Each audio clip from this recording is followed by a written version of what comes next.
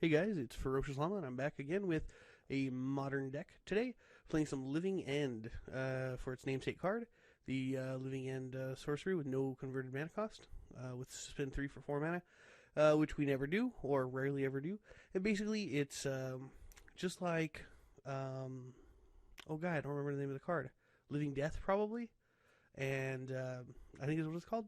Anyway, it says each player sacrifices all creatures they control and put everything from their graveyard into play. Of course, there's some crazy rules text there that sort of keeps it from bringing everything back because that wouldn't make any sense. Anyway, our idea is to play a. Oh, excuse me. Excuse me. The idea here is to play a Violent Outburst, which is an instant, and then it cascades into Living End, or Demonic Dread, and cascade into Living End, because nothing costs less than 3 in this deck.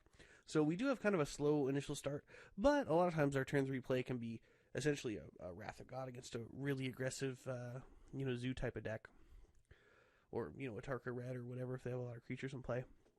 But basically, we have 4 Blackleaf Cliffs, 4 Copperline Gorges. The reason we have those instead of, Shocklands or Battle Lands or anything like that is because we need all the mana. We need lots of different colors of mana because all of our stuff that cycles uses all kinds of different mana. So it's really important that we have that specific mana. And a lot of times, once we have 3 mana, it doesn't really matter. Because really, what's interesting about this deck is the only spells we actually play cost about 3 mana. And that's Demonic Dread, Violent Outburst, and Fulminator Mage.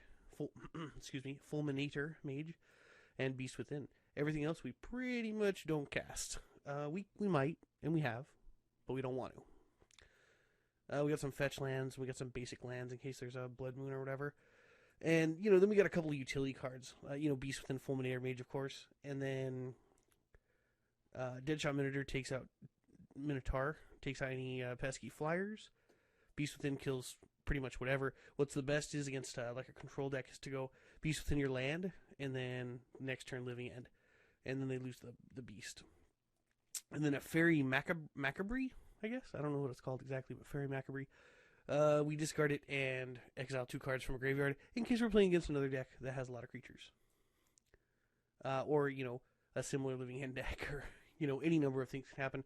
And sometimes it's convenient, or a lot of times on the second Living End is where the Fairy comes into play, because the first Living End we wiped out their board. The second Living End is going to wipe out our board, but it's going to bring back a bunch of new stuff. It's going to bring back all their stuff they used to have, which can be a problem. So we can remove some of it.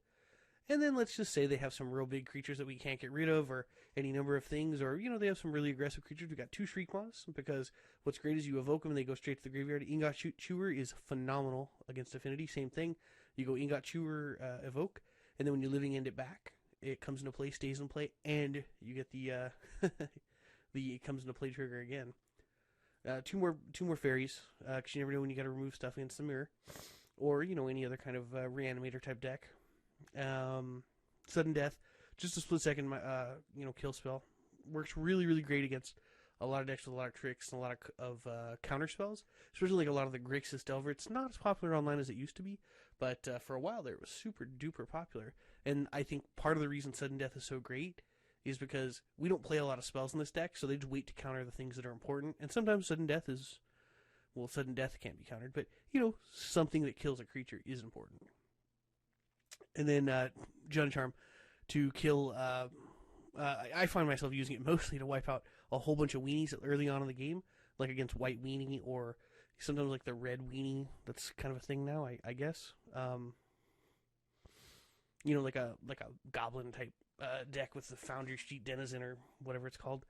I use it a lot for that, and then I've used it for exiling cards from another player's graveyard also. So anyway, that is the deck. It's pretty basic. Got something like I think like 19 cycling creatures, and then 6 utility creatures. No more than that. 6, 7, 8, 9.